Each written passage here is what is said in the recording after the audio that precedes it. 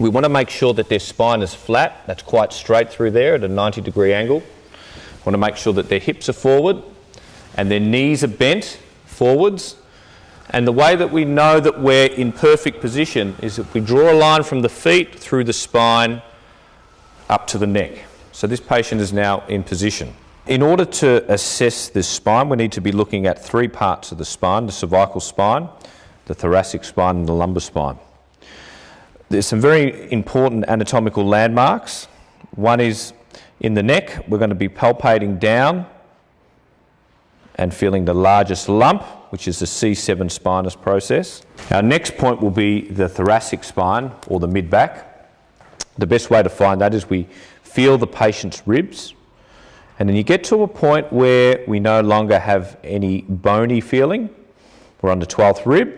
We follow that bone all the way back to the spine. We once again feel our little lump, our spinous process. We then move on to the lower and last point, which is the lumbar spine. Just feeling the hip bone and following that around until we find quite a large bony nodule, and then going directly down to the vertebrae and placing our sticker. Feeling down the neck and feeling the largest nodule, which is a spinous process of C7. So that was the point that we selected for the cervical spine. So we mentioned that we wanted to go down and feel the subject's chest until we hit their last rib.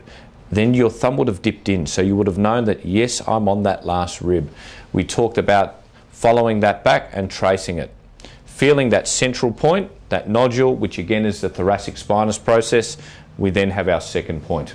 Feeling their hip bone, coming around and palpating a large nodule. That was our PSIS. We then said, once we're on that point, go down to neutral and you will hit your L5 spinous process. And that is our last point to put the dot on.